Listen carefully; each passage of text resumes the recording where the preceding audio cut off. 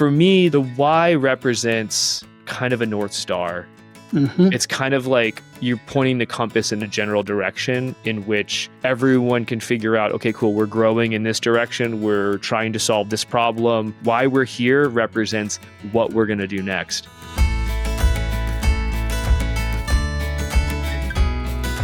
Welcome back to the Thoughts on Selling podcast. Today, it is my absolute pleasure to have a fellow runner on the podcast, Troy Meadows.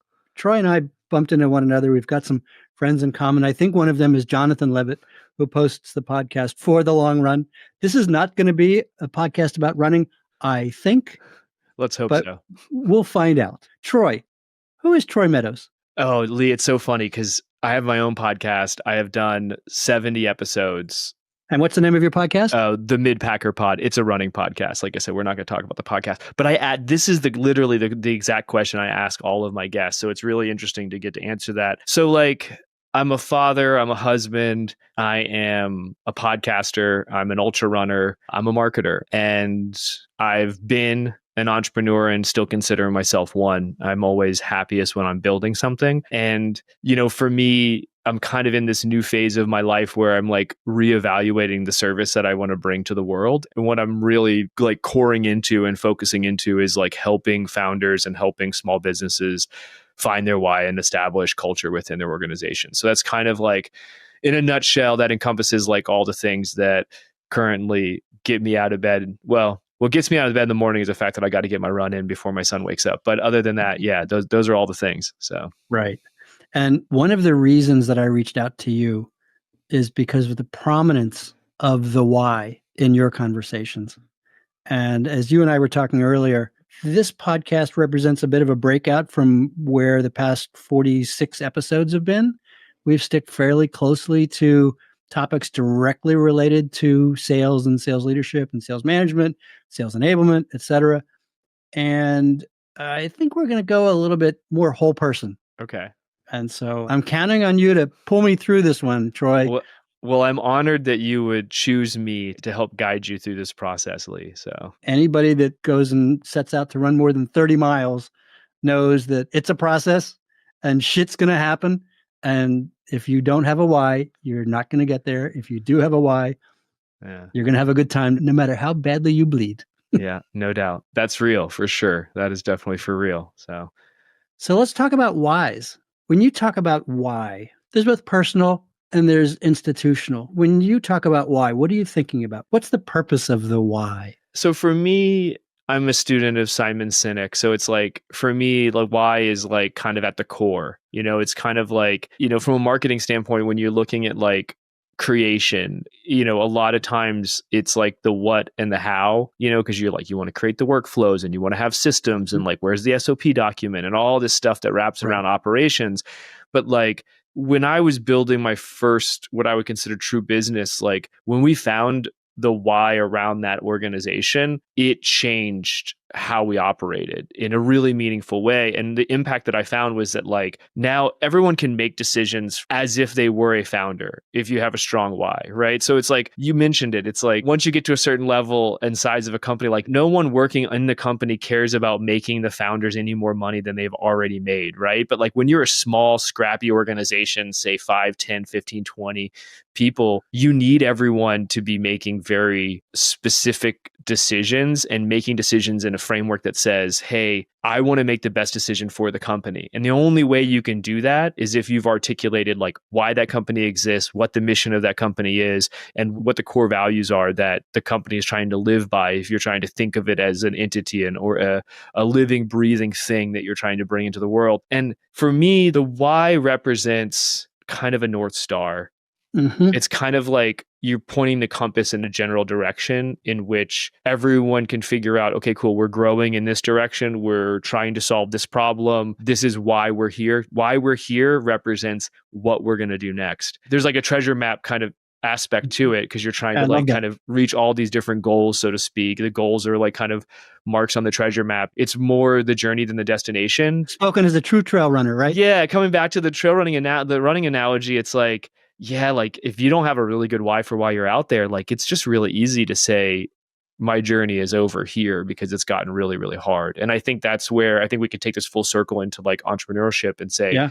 it's not if, it's when it's going to get really hard. And Yeah. if you understand why you're doing what you're doing, it makes it a lot easier to deal with the pain and pick up the weight that's involved in building an organization that can make it through that first, what do they say, 5 years is kind of the first bridge. So I distinguish between the personal why and the organizational why. And I'll start with the personal why, and I'll cite a couple of examples, and then I'll go with my own. I have a coaching client at IBM who, when she is faced with something difficult, and in a large organization that happens multiple times a day, she'll reach out and go, I don't know what to do here. Or she might say, I'm stuck on something, or I just need to hear a friendly voice. And I'll ask her, what's your why? And her response is, she provides for her family, and it is so visceral for her. In the same way, I have another coaching client who says, I am a role model for my community. I want to be successful at work so that I can be a personal role model for my community in a community that suffers from a real lack of role models. Those are personal whys. My personal why is I'm here to help people transform. Yeah, I love that. I mean, I guess it's so funny. I probably should go through my own workshop, right? But like, I always just think about adding value is like why I'm here, whether that's like raising my son while I coach businesses through finding and consult businesses through finding their why. I also coach athletes on the running side. And that's a big part of it too, is like most people, I have to tell myself all the time, like, no one knows what you know, right? Like knowledge is personal, and there's like, you can learn all kinds of things with a keyboard, right? And the right keywords. But at the same time, like thinking that people know what you know is like a really big mistake. And so I've always trying to put my actions through this lens of like add value. And if you're thinking about adding value, then like you're not expecting that people understand and know what you know. And that's kind of what I try to bring to like the table when I'm working with like clients and athletes is like, how do you say it? Like there are no dumb questions, right? Like you should be asking a lot of questions to try to figure out where you can add the most value. And that's kind of like something I had to teach myself over, say, the last like 8 or 9 years of my entrepreneurial journey is like, you can't over explain anything, period. Like I learned that in the marketing side of like project management.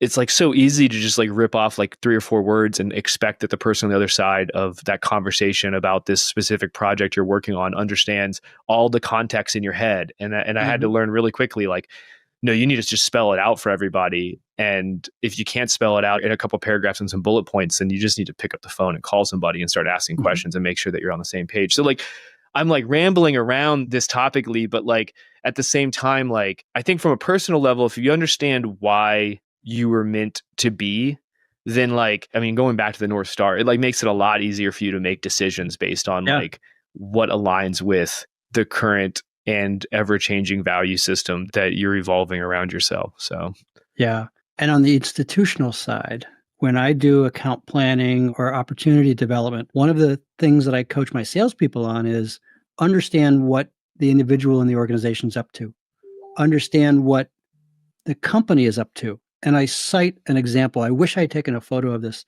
When you walk into Merck's headquarters, the pharmaceutical company outside of Philadelphia, there's a banner over the front door in the main hallway that says, if we don't act soon, 4 million mothers will die. Oh, that's strong.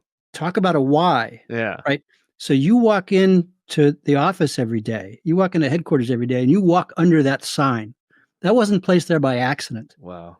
That is now a 10-year ongoing project for them, right? It wasn't a tagline. It wasn't a short-term initiative. That was something they latched onto. And so when I was coaching Oracle salespeople calling on Merck, they'd say, I'm going to go sell me some database. It's like, yeah. And think about that line. Think about what they're up to. Yeah. Right? It's urgent. You might say, I'm going to call them today or next week, or I might close this business next week. They don't give a shit about buying your software. What they care about is covering that why of being true to their mission. And when you can align, when a salesperson aligns to their customer's mission of serving their customers, that's when magic happens. Very much. I mean, it's interesting too, because like I was having a conversation with a client and they're successful in, they do IT and integrations in media entertainment. They sell a lot of software solution and then they just started a managed service side of their company. And I came in to help them just kind of like unpack their mission, vision, value, like kind of do that like core work. Yeah. And I remember him saying like, these values are great, but like, what do I, it's kind of this whole like, what do I do with these, And I straight told him, I was like, well, for one, this is going to be a part of like how you hire, like all this stuff. Like this is like you're hiring, you're going to hire for culture. You can teach hard skills. You're going to hire for soft skills, all this stuff. But I like the one thing I told him, I was like, Tony, print these things out and like, see that space behind you on your wall? Like print them out in big words and put them on your wall. He's like, what do you mean? I was like, he's still the seller. Like he's still like, it's like the same thing when you're early and you were still a smaller company. Like the founder is the best seller you have, right? Absolutely. So it's like until they're the worst. Until they're in the way, and then you need to know how to kick them out of the way so they can actually like they can embrace the mission, the vision, and the values, and really start to cast that vision to the rest of the team. But like, and that's a separate conversation that Deb Berman and I covered in like podcast 15 or so. Oh, when to get out of the almost way. 2 years ago, yeah. And I told him, I was like, hang those on the wall, because when you get on sales calls and your prospective clients see what they're going to be like, Tony, what are those words? And I'm like, oh, those are our values. These are the values we live by. And they're a very customer-centric organization. So their values really resonate with the customer base, right? And now they see, and I'm like, this becomes a visual mantra for your organization and like how you're going to interact with your customers. And it's going back to what you were saying about like, when you create that alignment between solving the problem and finding the pain point and understanding how you can take your product or solution, the why behind your product and solution, and then infuse it with the why and the problem that exists within your client. Like, I mean, that's where 20-year relationships are founded, Right. It's where true consultative selling happens, because nobody needs the latest widget, right? I need this widget. It's got blue LEDs rather than red ones. Nobody needs that shit. What they need is, right, that's actually a battery tester. What I need to know is if I put a new battery in my flashlight or my Apple TV, actually the remotes are rechargeable, but if I put a new flashlight battery in my flashlight, is it going to work in the dark, right? I don't care about the item. I'm putting a new box that keeps air cold in my kitchen. I don't care what kind of a compressor it has. I don't care whether it's stainless or ceramic. I just want to keep my food cold. Yeah. So at that point, it's just about, does your service contain the values that the customer needs to solve their problem, right? Right. Like, Right. And in today's buying environment, the number one concern for the buyer is risk. Do I have institutional risk in making this selection? If I go with Troy's business, is he going to represent my brand effectively? Is he going to allow me to capture the customers that I need or represent us in the market that I need? And then personally, am I going to get a promotion or am I going to get fired for this choice? And so it's not about features and benefits, right? 30 years ago, salespeople had the upper hand. They could go in with brochures with information that customers could never see. Today, the customer is dramatically better informed about most products than the salespeople are. So it's all about, how is this relevant to what I do day to day? Yeah. And does your company over time keep the promises that they make? It just comes back to like the why and the values are so important. One of the values that comes out a lot in the work that I do is like, no jerks or I don't know if we can cuss, but no assholes comes out a lot, right? It's like, we don't want those people on our team, right? Well, like, Of course you don't. But if you're not hiring for if you're just going to hire someone because, say a sales rep, they have a book of business. They've owned and managed and maintained millions of dollars of AR for organizations. So like they've got the chops. They know how to sell.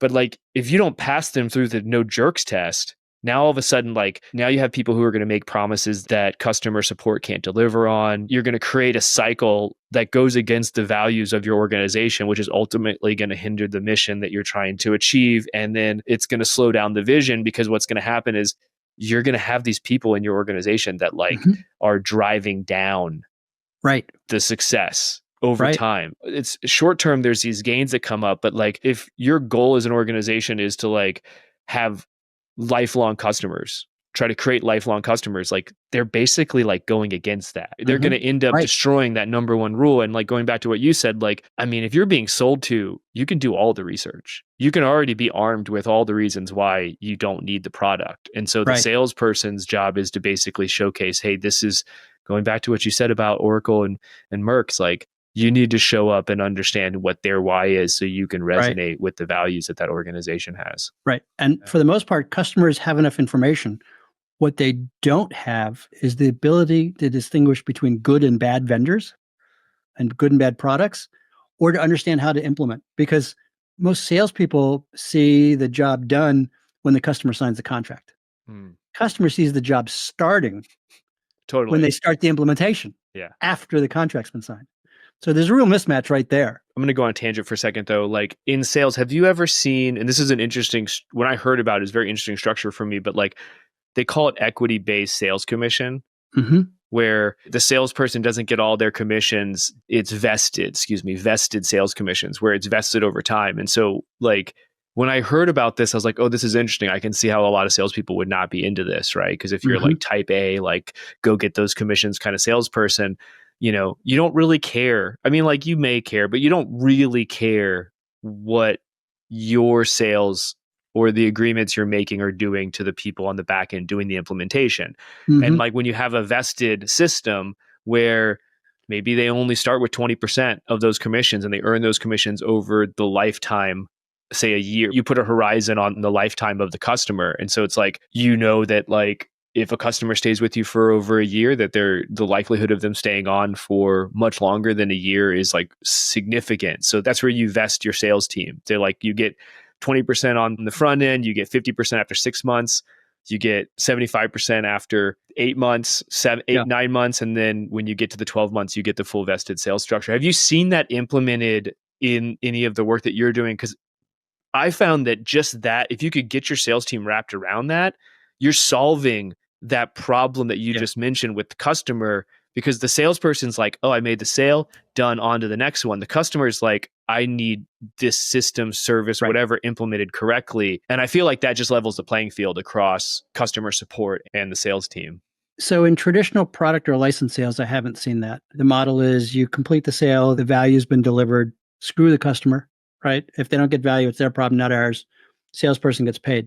In SaaS sales or sales with ARR, where if you keep the customer happy this month, they're going to renew for next month. And if you keep the customer happy next month, they're going to renew for the following month. Sometimes there's, ongoing commission on that. In larger companies, customer success managers take over the ownership of the relations. And even sometimes they get put on quotas. And I just did a podcast with one of my favorite customer success managers, and we explore whether or not CSMs should be on quota. Short answer, no, they shouldn't. Their job is to keep customers happy and keep supporting value realization. It's an interesting question. We are very much transaction oriented in enterprise sales. That's very much sales culture, right? And I think that's why it's like tripe, but tripe, is that right? Yeah, but like trite, thank you. But the why, that's why like that whole like aligning values is so important, because then you move away from having this like transactional experience to something that's a more akin to building a partnership, right? Like you get to kind of change like the adjectives you get to use to describe the relationship that you have, right? So. Yeah, I'm a fractional CRO for a small manufacturing company right now, and we sell 100% through partners. And the CEO asks, if we go to this trade show, what's the impact going to be? And my answer is none, because a partner comes to their trade show or an end customer comes to the trade show, and 6 months later, a transaction might happen, right? We work with partners for 6 months. We enable them, we support them, we meet with them, we go on joint sales calls with them.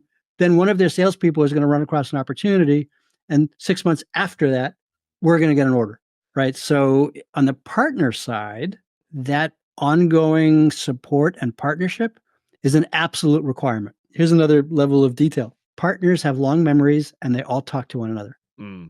So if you screw one partner, every other partner in the community knows about it and will be that much less likely to approach you. And conversely, if you take good care of a partner, that gets around too.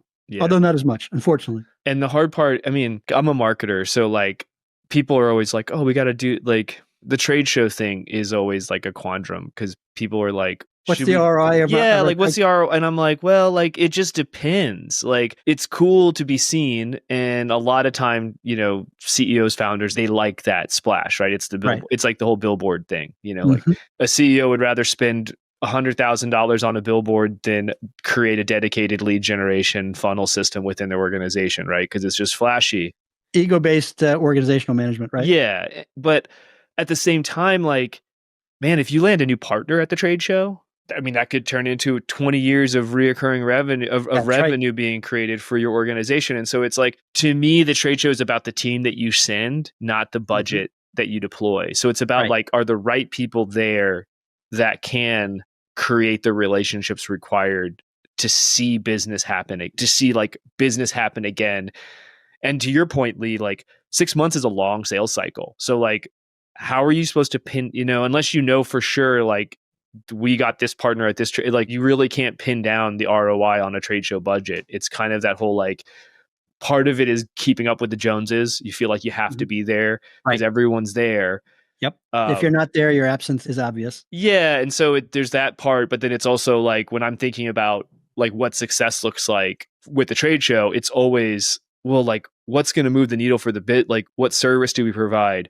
How do we drive our revenue? Okay, so it's not going to be the number of clients we sign up. Maybe it's the Mhm. number of people that we can get to start talking, partners that we can start talking about our service with their clients. And so it's like there's layers to it all. And I Yeah. think it's important to understand, because go back to like, gosh, this is like a why within a why, right? It's like, Mhm. why are you there? Okay, well, what service do we want to bring into the world? How do we want to show up as our best selves as an organization? What are we going to do with the opportunity?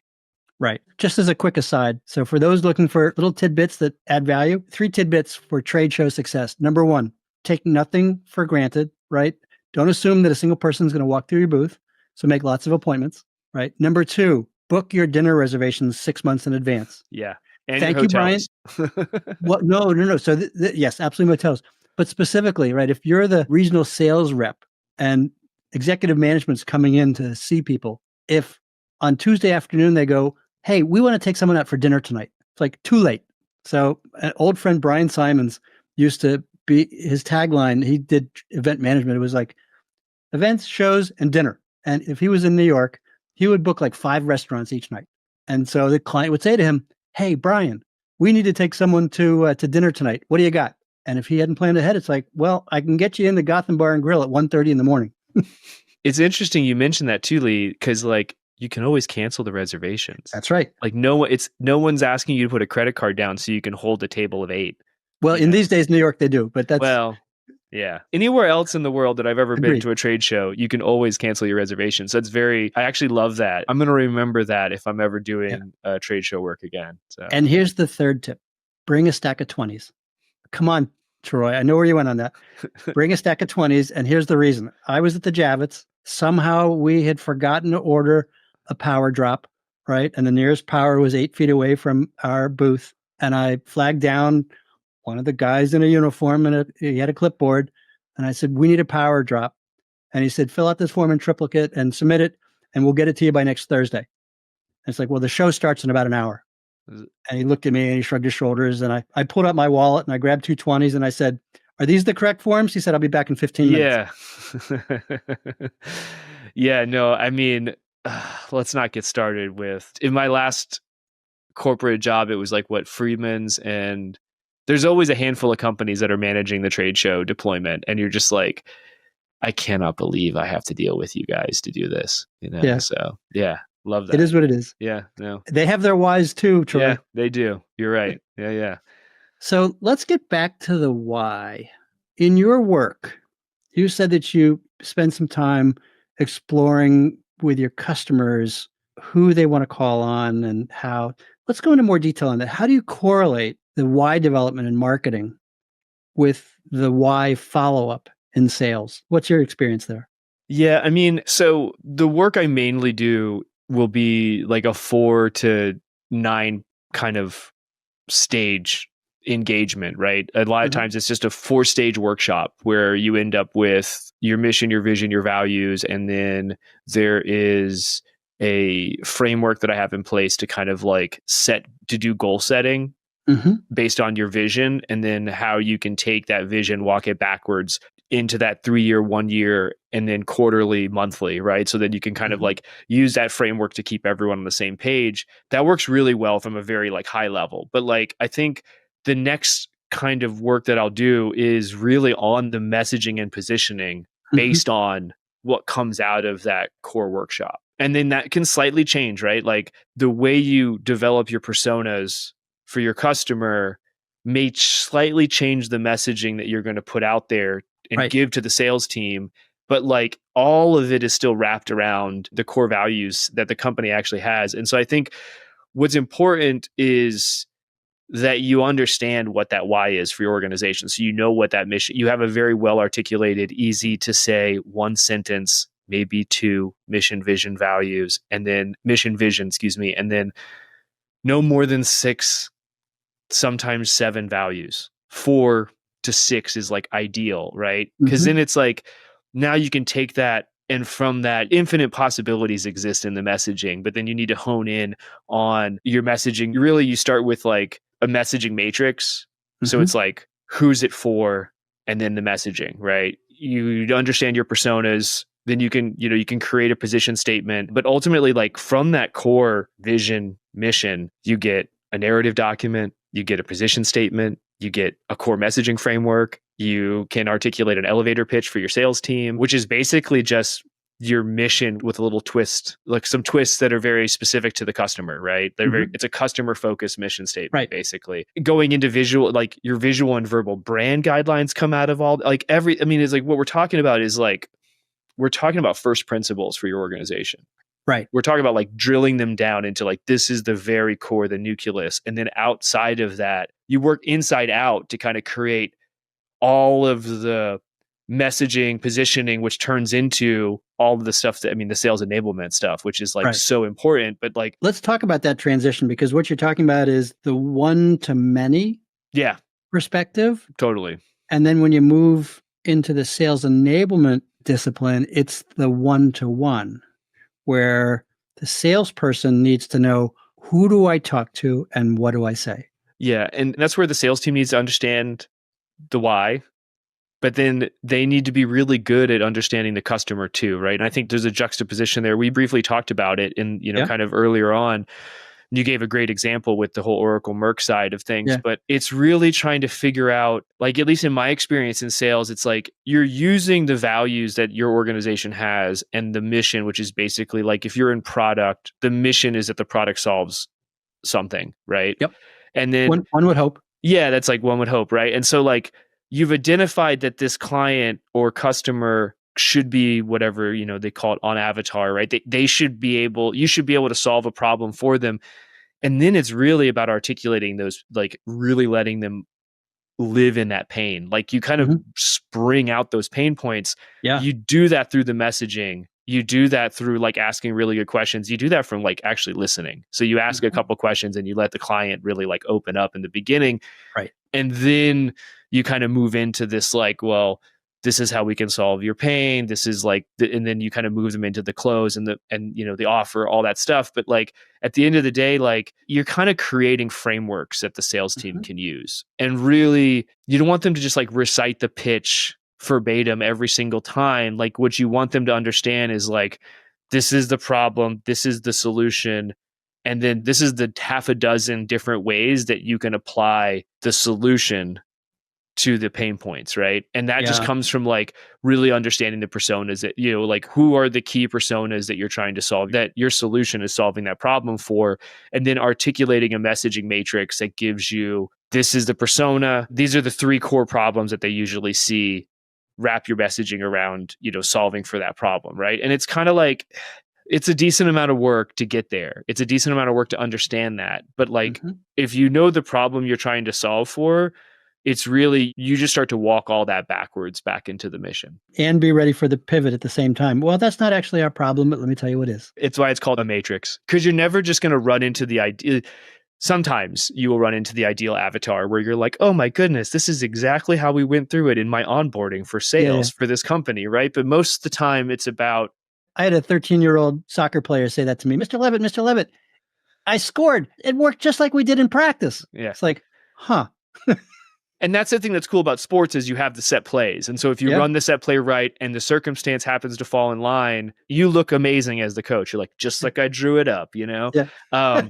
But like in sales, it's really like you just have to be flexible with understanding what that problem could be and then realizing that like, I mean, most of the time people are going to tell you what you want to hear. So you really need to be good at like making sure that when they're telling you what the problem is, that that's really the problem. And Yeah. a And you lot of don't have times, happy ears. Yeah. yeah, and exactly, it's not all happy years. And a lot of times, like it's really about like picking up on very little things that come Mhm. out in the conversation and realizing like, oh, wait a minute, that's what I need to press on. Like Yeah. that's the real problem. Like this is what they're talking about the problem is, but they just mentioned this like one little thing about engagement or their last integration and how that went. Mhm. And it's like, oh no, wait a minute. This is the real problem. Let's unpack this because I actually like know that my integrations team, my customer support team, they can solve this problem for me. Right. Let's walk into that. Right. Right. And not being afraid to like, kind of poke at the wound a little bit, to be honest Right. with you. Yeah. Here's my perspective on true high level selling.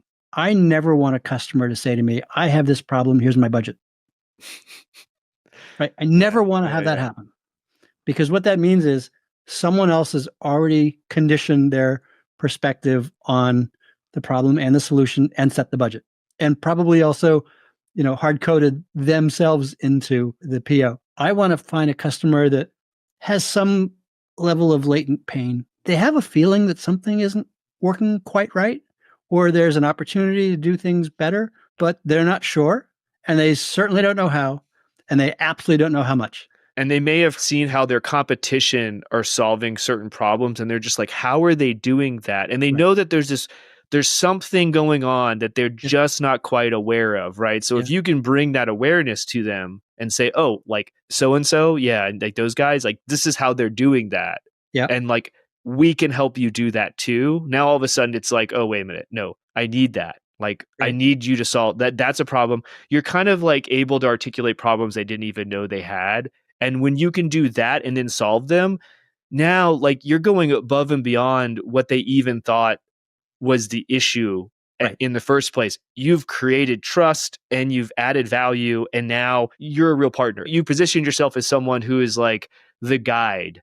You know, I hate to be like, it's like you're Obi-Wan to Luke, right? Like you're literally like you're their Obi-Wan Kenobi. Like if you can be someone's Jedi Master, if you can be someone's Obi-Wan Kenobi, like they're gonna call on you to help them solve a lot of problems for their organization, right? Right.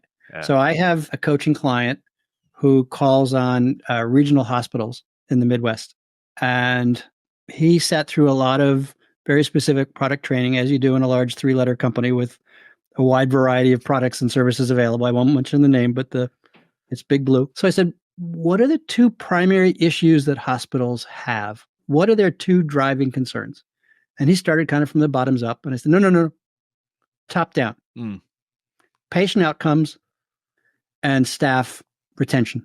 Yeah, turnover, retention. Yeah. And it's like, those are the 2 primary concerns. If a healthcare organization has those 2 things nailed, everything else is going to kind of work itself out. Yeah. And so he's now taking the perspective from the top down of everyone I talk to in the hospital. I'm going to start with that. I have some thoughts for you on how you can improve patient outcomes. I work with other hospitals, and here's some things that they've done.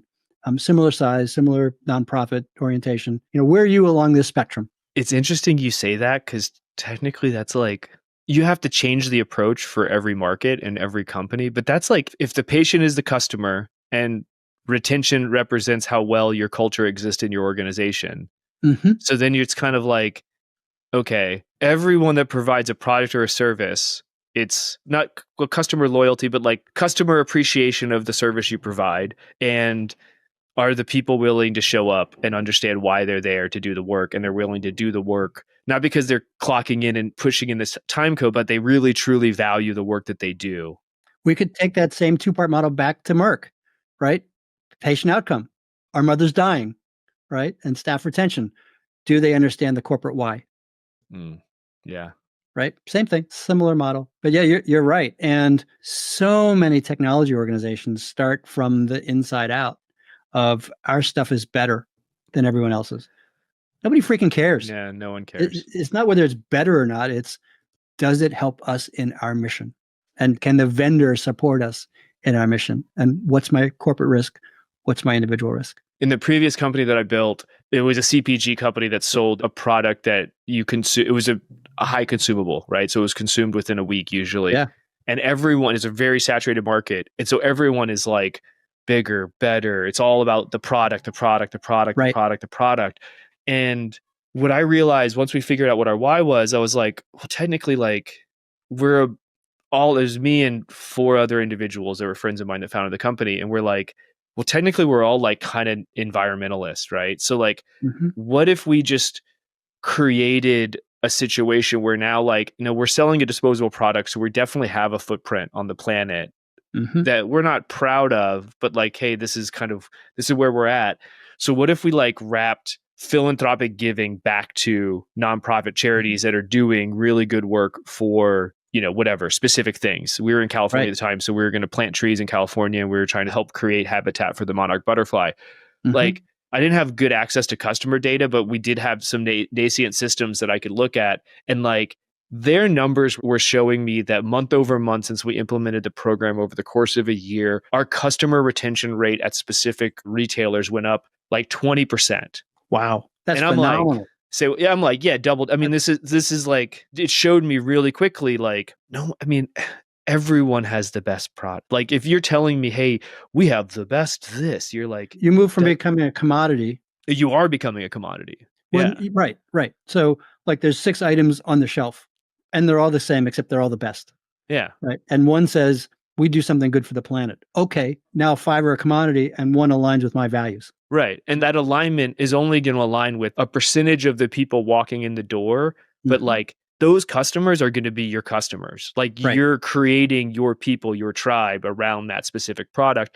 And now, I mean, it's actually funny because that was like, say 4 years ago, 5 years ago. And now it's kind of like, there's so much that is basically like part of CPG now. That's how most CPG companies are building a tribe, a community around their product, is in what are you doing philanthropically within your organization? Right. I mean, you asked the question, if I buy a pair of running socks, where's the other pair going? Yeah. That's a good model, actually. Yeah. That's pretty cool. Yeah. Right. But it wraps, like, that's the whole why thing, right? It's like value, like you're aligning a why around the core founding unit of an organization. They're realizing like we're focused way too much on the product. Like focus way too much on the list of bullet pointed adjectives that have to be on every single piece of messaging that goes out, every single ad that goes out. You got to have all this, it's all this free and that this 100% this, all natural, blah, blah, blah, blah, blah. Right. And it's like, if everyone is putting that on the box, man, who cares? Yeah. You know, at the B2C level, Land Rover did experiential marketing 20, 25 years ago. You'd walk into a Land Rover dealership, you'd be in a rainforest. Because that's what everyone expected, right? Yeah. Land Rover equals, adventure. The reality is most Land Rovers never go over anything larger than a parking curb, but we'll leave that one aside. On the B2B side, the experience for me, and this is a soapbox that I can't get off of, but again, people say, companies buy from companies. It's bullshit, right? If you don't like a salesperson, you're not buying from them, no matter how good the product actually is. And you have very little ability to gauge it. People buy from people. People buy from people, and it's the experience, right? You show up 10 minutes late 3 times, you're done. You show up and your shirt isn't tucked in, you're done, right? And again, I'm talking about corporate B2B enterprise software sales, right? Media might be a little bit different, but you can show up in a black t-shirt. People get what they get, right? There you go. Very good looking. Is that a Bonobos shirt? Or not? No, it's packed, so it's 100% organic, cruelty-free. It's got all the things, dude. It's got all the things. So yeah. Of course. So we'll get them to sponsor next time. Oh. So in the business world, right, it's the small signals of, do I get a return phone call in 4 hours? Does the right person show up, right? If I bring a sales engineer on a call with me, and they just start talking and don't stop and listen and ask, is this relevant to you? Right? Now you're just giving corporate speak. You're not actually listening for the customer's problem. Yeah. I tell one of my coaching clients that her ability to listen is a superpower, right? Because of all the people on her team, she's the one making note of what the customer's actually saying. And she may be less technical than some of the other people on the team, customer values her over all of the others. Well, it's interesting on the sales side, like you don't necessarily have to be technical at all to be an That's amazing correct. salesperson. You have to know what it is you're trying to sell to the customer. But at the end of the day, Outcomes. it's The outcomes it's you're looking aligning to pain deliver. and outcomes. That's all you have Yep. to do. You have to figure out what the pain is and show them that, hey, this is what the outcome is going to look like if you apply whatever XYZ service or product to it. Right. So we've covered a lot, Troy. Where are we in the run? Are we at an aid station at this point? Are we pulling off bandages, or are we coming up on the home stretch? I mean, you tell me. I don't know how long you like to go on these kinds of conversations. I'm used to having more longer form conversations with my guests on my podcast. We usually go an hour and 15, hour and a half. But I mean, we definitely have covered a lot of ground. Is there anything in particular that you feel like when you were envisioning how this was supposed to go that we haven't covered? I think we provided a pretty good introduction Yeah. into the power of why. I will invite our listeners to consider, why do you do what you do? Why are you special in the eyes of your customers? And here's a personal development question that I've heard before, and it's just as relevant in sales. Think about this. When you walk into a room, what changes in that room? If the room's full of people, what changes in the room? Where do the vibes go, right? Where do the vibes go? What value do you bring? What power do you bring? What gets added to the environment when you show up? And I think a lot of salespeople have the inside out view of, well, I'm here to sell stuff and that's important. And that's not sufficient. That doesn't get you to the first aid station. No, it does. Well, it should be, I'm here to build some relationships. I'm here to engage with, I don't know these people from Paul, right? I don't know anyone in this room. So like at the end of the day, I should be leaving this room having a better understanding of a handful of the people that are in it, right? Yep. And too much of our sales management culture focuses on the numbers, and the numbers are important. Don't get me wrong. And as a current and former sales leader, I had to deliver numbers. It's not the numbers that deliver the numbers, right? It's actually the relationships that deliver the numbers over and over and over. Yeah.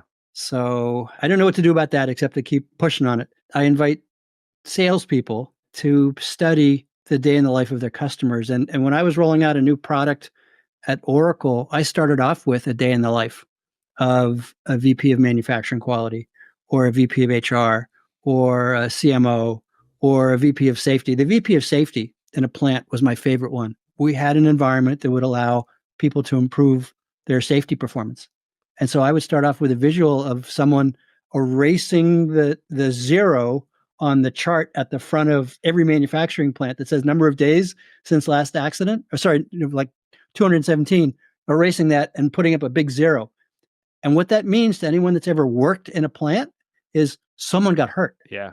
Someone bled, right? Someone's, on short-term disability. That's something visceral to catch onto, to grab onto, and take to someone in charge of plant safety and say, we can help you to improve plant safety. It's like, I've been waiting for you. Yeah. Well, that's like their one thing too. Yeah. Yeah. You're now speaking their language to them. Their language, right. Yeah. And it's like, I don't know if they have a problem. I don't know what they've done about the problem. And in fact, when we called on Iron Mountain, they said, we just spent $10 million on that problem. So it was a big problem. And we were just a few months too late to try to solve that particular problem for them. But it validated the fact that there are many other companies that, and I've worked in plants. I've seen it firsthand. And I've watched people hurt themselves. I've watched people get hurt. There's a huge impact, not just on the person, not just on the family, but the people around them. Yeah, it's interesting too, because when you approach that person with that question, the answer should be intrigued, tell me more, right? Like they're instantly like, okay, like even if they did just spend $10 million, they're still kind of like, well, we should probably take the call. I'd like to know like what they feel like their solution is, because So the other approach we could have taken was, here's a link to the details of our cloud-based data warehouse. Let me know how many you need. Yeah. That does nothing for that did nothing for me, Lee. I'll be honest with you. So. Not quite as enrolling, huh? Well, on that note, Troy, this has been fabulous. I think we're coming up on the finish line. Great conversation as expected. Yeah, thank you for having me. From one podmaster to another. The name of your podcast is? It's the Mid-Packer Pod. So if there's any ultra running sales executives out there, There's a few. yeah, you appreciate the content for sure. Yeah. And where can people find you for business purposes? Yeah, so LinkedIn is always good. Troy Meadows, you'll see the beard, you'll know it's me. The company, I just kind of started doing officially, like have a website and stuff for the consulting. So it's a Luminescent Strategies.